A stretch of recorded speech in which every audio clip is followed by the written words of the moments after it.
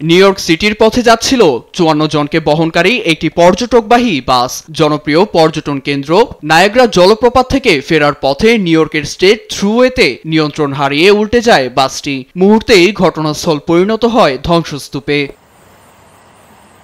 Police জানায়, new ইয়র্কের বাফেলার পূর্বে এবং নায়াগ্রা জলপ্রপাতের প্রায় ৪০ মাইল পূর্বে পেমব্রোক শহরের কাছে শুক্রবার এই দুর্ঘটনা ঘটে।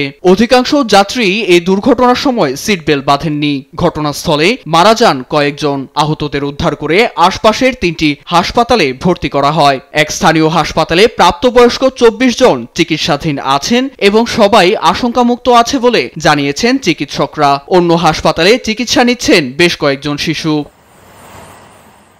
বেশিরভাগ যাত্রী ভারত, চীন ও ফিলিপাইনের বাসিন্দা। দুর্ঘটনার কারণ এখনো তদন্তাধীন, তবে যান্ত্রিক ত্রুটি বা নেশার সম্ভাবনা আছে কিনা খতিয়ে দেখা হচ্ছে। পুলিশ শুরুতে জানায়, নিহতদের মধ্যে একজন শিশু আছে, পরে তা স্পষ্টভাবে নাকচ করা হয়। একটি পর্যটকবাহী বাস নায়াগ্রা জলপ্রপাত থেকে নিউ ইয়র্ক সিটিতে আসার সময় দুর্ঘটনার কবলে পড়ে। দুর্ঘটনার কারণ এখনো তদন্তাধীন। আহত ও নিহতর সংখ্যা স্পষ্টভাবে বলা যাচ্ছে না। New York police, fire service ও মেডিকেল টিম তাদের কার্যক্রম চালিয়ে যাচ্ছে। এদিকে নিউ ইয়র্কের গভর্নর ক্যাথি হোকল দুর্ঘটনায় নিহতদের পরিবারকে সমবেদনা জানিয়েছেন। তিনি তদন্তের মাধ্যমে ঘটনার সঠিক কারণ বের করার নির্দেশ দিয়েছেন। নিউজ ডেস্ক, দেশ টিভি।